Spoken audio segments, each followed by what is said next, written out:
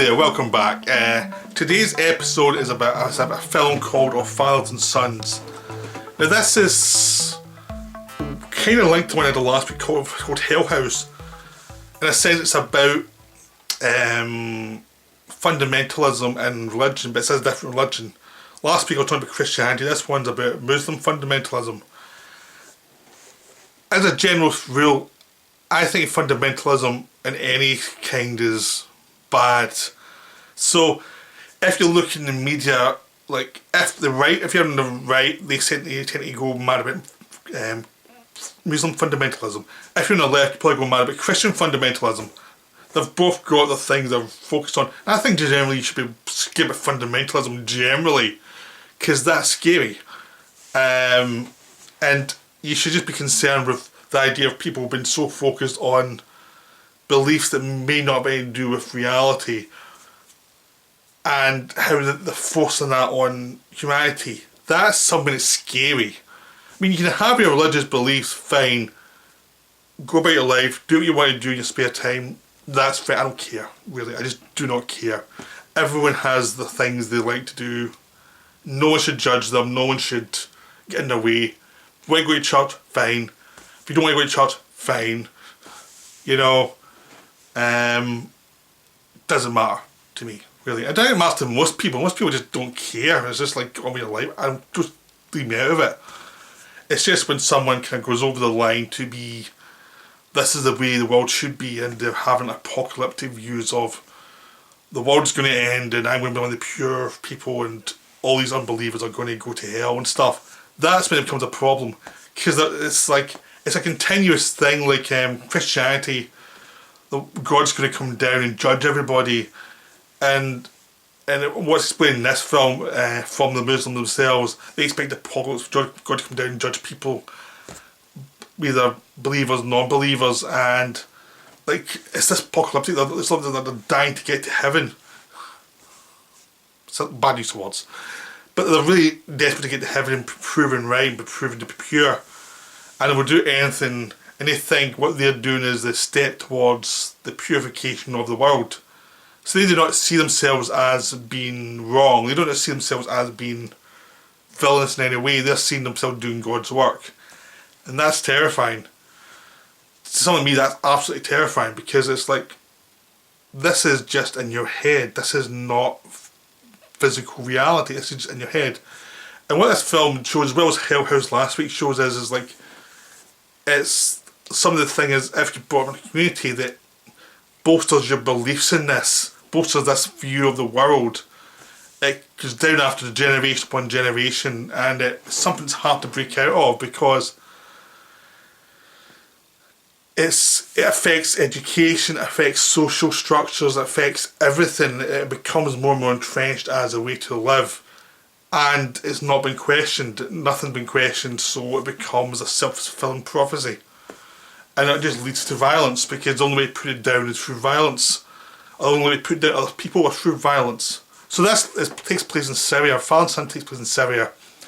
Basically, a Syrian filmmaker, I think it's Talal Derki, he went undercover and said he was sympathetic to the Syrian jihadist cause, and filmed a family who were on the front line of the fight in Syria, and as he watched them as they went through their lives. So it's almost like it's like a few months in the lives of these fundamentalists, and you see what they're about, and you see them as human beings rather than these figures you've seen in the news. So you see the good side to the bad side, because no one's all one way or the other. Everyone's got their humanity but also has their downside. And in this one you see that the lead guy, the guy who we're following, he's an idealist to his cause. He thinks that what he's doing is right. What he's doing is bring the word of God against the unbelievers, and get rid of the unbelievers, and get rid of the people who, in his mind, even though they're Muslim, they're not following the Muslim way. It's called the Caliphate way, where it's pretty much to the letter of what's been written down. They're not following it right. If they don't do it, they deserve to be punished. and he is one of the people who are going to enforce that. And that's really terrifying. But he's also a family man who has 4 or 5 children who he's bringing up. No one knows, but you can't see the wife, so you assume she's dead. Or you don't see in the film, maybe she's never going to be filmed because that's against their religion, I don't know. It never tells you that. Women are, you only ever really see women covered up in this, or you see young girls who are going back forward to school and they've got lots of shawls on and things. But you never see the women, so the assumption is either the wife is dead or she's never going to get filmed because they won't allow it. You don't know. Or maybe I missed something. But you're following them, you've seen his influence on the children. The children are, well, there's a lot of boys and they're very rambunctious boys. Just the way boys are boys, the way you see boys in any community. You know, lots of energy. They get into fights every so often for silliness. They talk about weird stuff because they're curious about the world.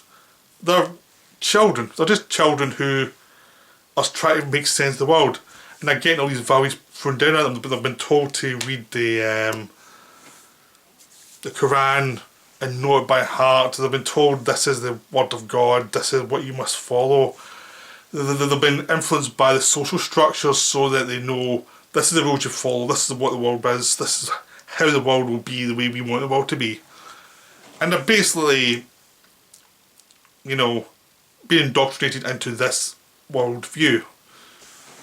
And then as you go through the film, you're seeing them as they start to grow a little bit more and what happens to them in this community. And in the community, either you're viewed as weak, so you don't become a fighter and you're just viewed as weak, or if you're strong, you become a fighter and you start to become a fighter for the jihadist cause. And the best thing any man can do is actually get lots and lots of children, because some of them are going to die, but keep having children so that your fight can go on. So obviously that leaves no room for women. Women are just reading machines in this kind of environment. I don't want to sound, I mean it sounds horrible, but that's the way they describe it. That's just, as you see them talking amongst each other, that's more or less how they're talking about it. It's like their view of women is pretty much, they do what we say and they're good for bringing children to the world, and hopefully boys.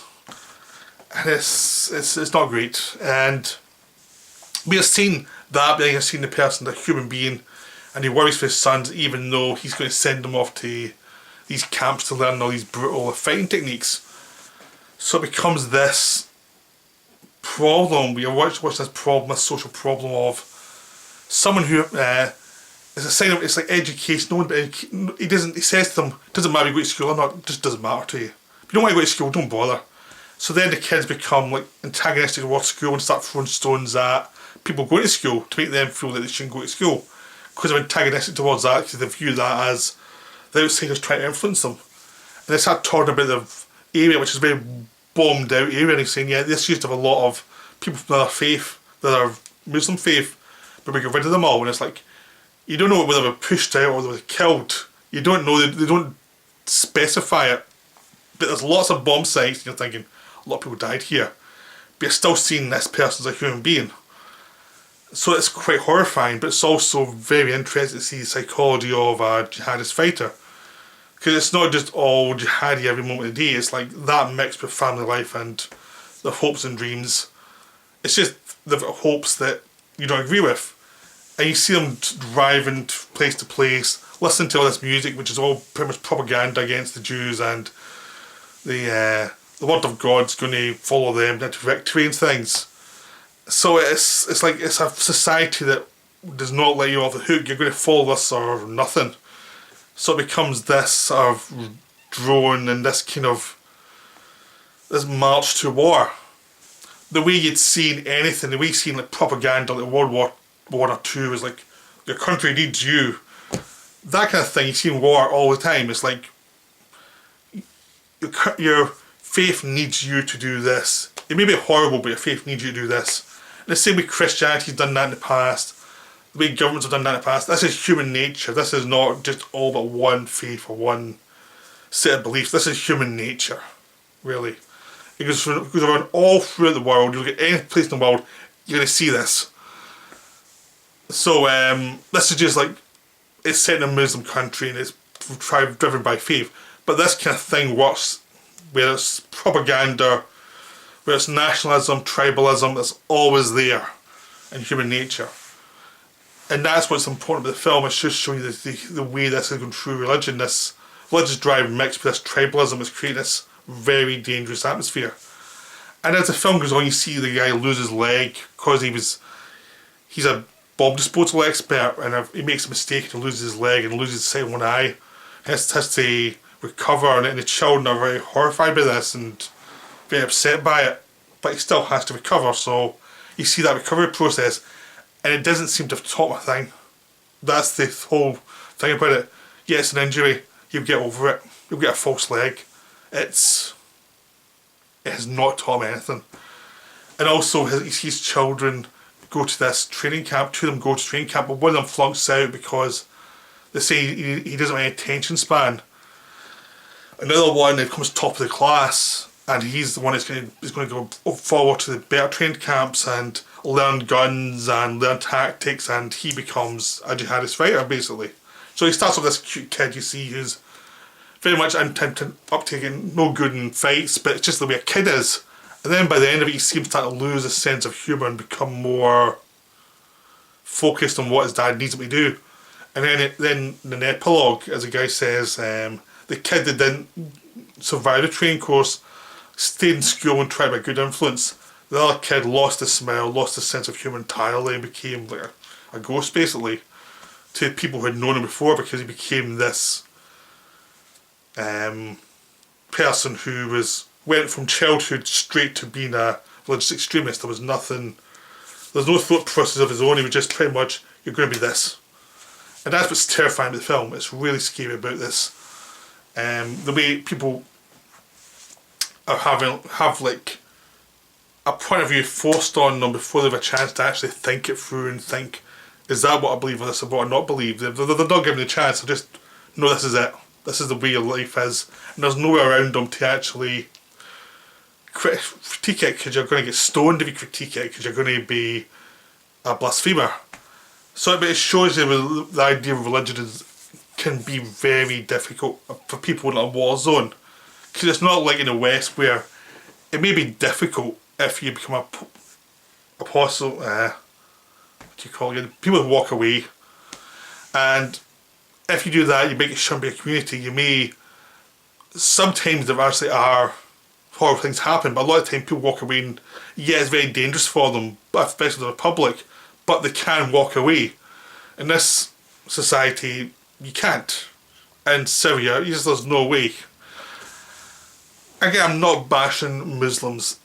This is just a bit of the religious extremist end of it. The same way Hell House last week looked at the Christian extreme end, where people are doing this to convert people as well.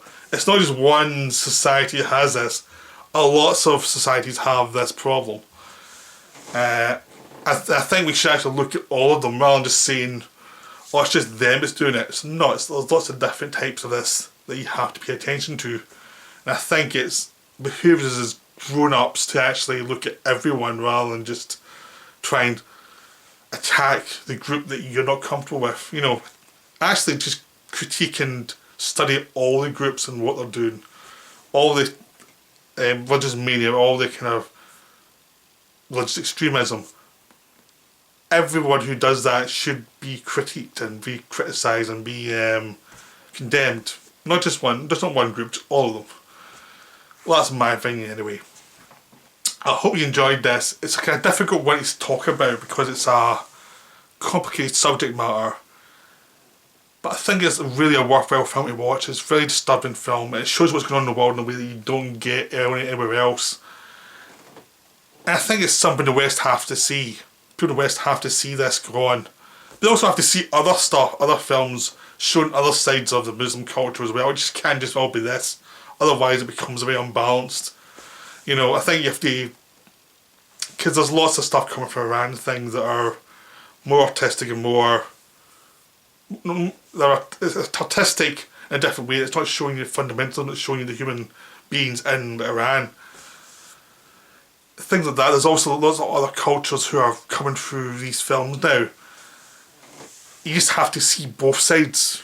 Just the same way in anything to do with the West, you have to see both sides, the good side of the West and the bad side of the West.